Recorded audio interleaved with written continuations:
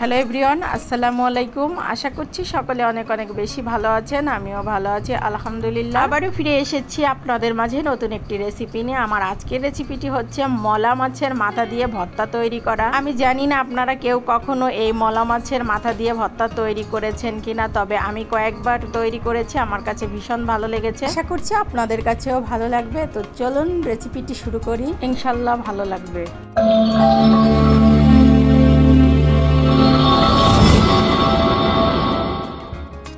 আমি এখানে 500 গ্রাম মলা মাছের মাথা নিয়েছি, আর মাথাগুলোকে বেশ ভালো করে ধুয়ে নিয়েছি পরিষ্কার করে। মাথার থেকে কিন্তু প্রচুর পরিমাণের ময়লা বের হয়, এই জন্য খুব ভালো করে ধুয়ে নিতে হবে বারবার। যাই হোক, আমার ধুয়ে নেওয়া হয়ে গেছে, আর আমি চলে যাচ্ছি চুলায়। 3 টেবিল চামচের মতন সরিষার তেল দিয়ে দিয়েছি ফ্রাই প্যানে। এবারে আমি কয়েকটা শুকনো মরিচ দিয়ে দিচ্ছি। ভর্তা কিন্তু ঝাল না হইলে মজা লাগে না, যার কারণে আমি অনেকগুলো ঝাল দিয়েছি। আর এই মরিচগুলো নিয়ে প্রচুর ঝাল হয়, এগুলোকে কিন্তু কারেন্ট ঝাল বলে। তবে আপনারা চাইলে এখানে শুকনা ঝালটা বাদ দিয়ে কাঁচা ঝালও দিতে পারেন, তবে শুকনা ঝালটা দিলে কালারটা সুন্দর হয়, খেতে বেশি মজা হয়। এবারে আমি এখানে 2টা পেঁয়াজ এবং একটা রসুন কেটে নিয়েছি, আর সেগুলোকে ওই তেলের মাঝে দিয়ে দিচ্ছি। দিয়ে কিছুক্ষণ ভেজে নিচ্ছি, 1 মিনিটের মতো ভেজে নিয়েছি। আর তারপরে মাছের মাথাগুলো এখানে দিয়ে দিচ্ছি, স্বাদ মতন লবণ, পরিমাণ মতন হলুদ, আর এরপরে নাড়াচাড়া করে মিলিয়ে নিচ্ছি।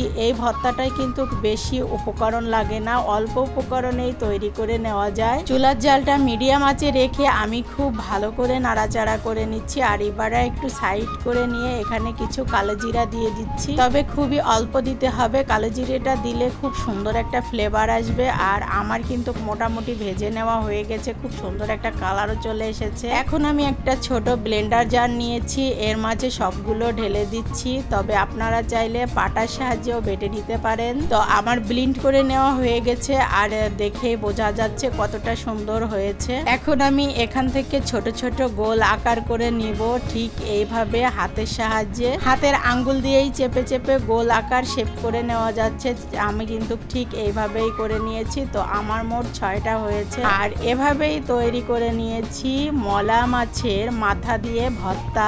আশা করছি আমার এই সহজ রেসিপিটি আপনাদের কাছেও ভালো লাগবে। ভালো লাগলে অবশ্যই কমেন্ট সেকশনে কমেন্ট করে জানাতে ভুলবেন না। আমার চ্যানেলে নতুন হইলে চ্যানেলটি সাবস্ক্রাইব করে পাশে থাকবেন। পেজ থেকে দেখলে পেজটি ফলো করবেন। এতক্ষণ যারা আমার রেসিপিটি দেখেছেন তাদেরকে অসংখ্য অসংখ্য ধন্যবাদ জানিয়ে আজকের মতো বিদায় নিচ্ছি। আসসালামু আলাইকুম।